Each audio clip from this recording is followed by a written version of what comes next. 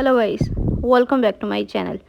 Today in this video I will show you how to fix iPhone lock screen delay to wake up in iOS 17. First of all, subscribe to my YouTube channel and press the bell icon to get new tech videos. Now let's start the video. Solution 1. Turn off guided access. Open the setting app on your iPhone. On the setting page, scroll down, tap on accessibility. On the accessibility page, scroll down, tap on guided access. On the guided access page, turn off guided access. Solution number 2. Update all apps. Open the App Store page on your iPhone. Tap on profile icon in the top right corner. Scroll down, tap on update all apps.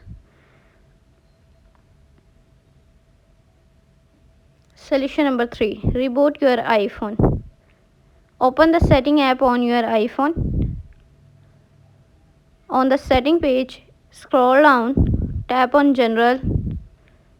On the general page, scroll down, tap shutdown. Now slide it to power off and turn off your device.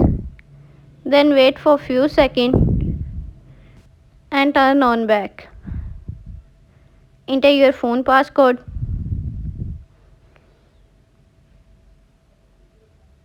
Solution number 4. Reset all settings.